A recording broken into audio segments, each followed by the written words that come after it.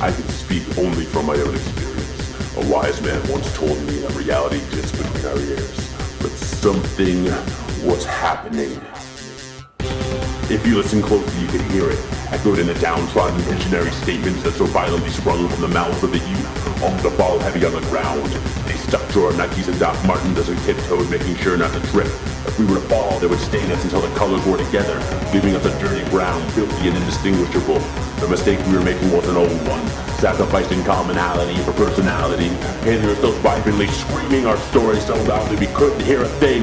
But if we just rolled in the dirt and listened, we would have realized that something was happening.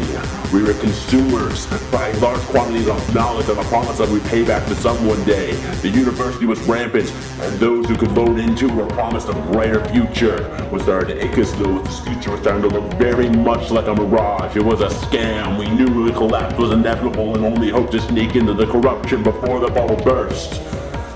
There was no foreseeable solution, though. No answer to the cost of education, no question of the purchase of knowledge. We fought social issues within our personal corners where they pertain to the trivial and specific. Obsessed with labels and awareness, we argued over petty differences while our pockets were robbed and our futures dimmed. We should have been rioting, taking to the streets with Molotovs and megaphones, announcing the financial system, the constant war, the police state with those who couldn't afford college, had to enslave themselves to minimum wage or risk the perpetual rape of prison.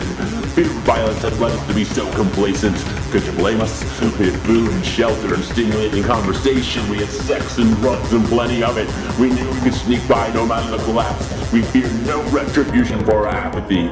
Yet more and more the dirty were rolling in the brown mess of the words that we had so perfectly articulated.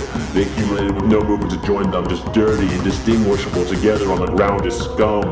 We knew what money was on our hands, in our schools, and filling our banks. We didn't even have to feel shame because we fought in those little social circles in our corners of our protected, clean worlds, making sure not to fall while walking over the words we had just spit out.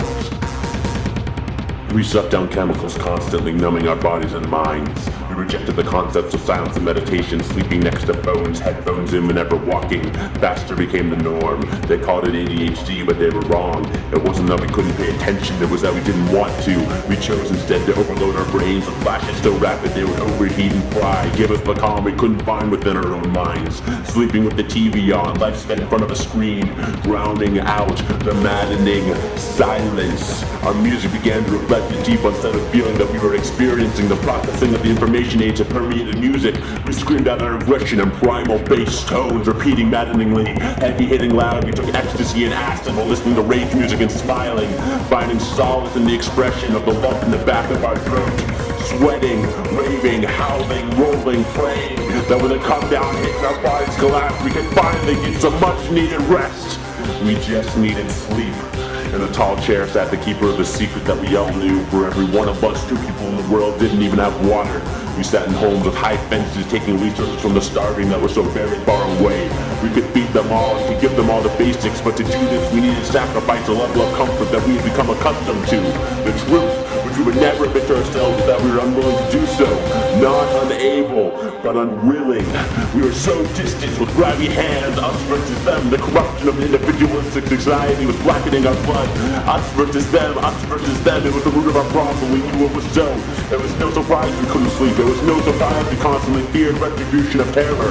Until we were willing to use the chemicals that kept us numb, we would never be able to sleep. We were addicted to the comfort. We were junkies. We were a nation of junkies. Let the wave overtake us and drown our shame away. The lie that I can be comfortable while my sisters and brothers are starving was beginning to reveal itself.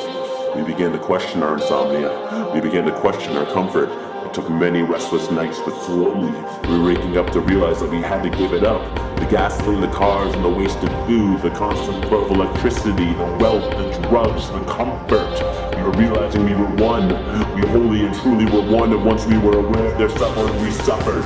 And tall chairs men controlled their flow of information, knowing it spread would lead to the fall of the empire. They feared chaos, but there was nothing anyone could do about it. A moral awakening, we just couldn't sleep like this. Scientifically, no one knows why the body needs sleep, but morally we do. In this college-educated lifestyle, these movements, this facade, this controlled information, these vibrant colors, flashy signs, the drugs, the hatred, the numbness, the apathy, the spiral. We had work to do, and we couldn't rest until it was done.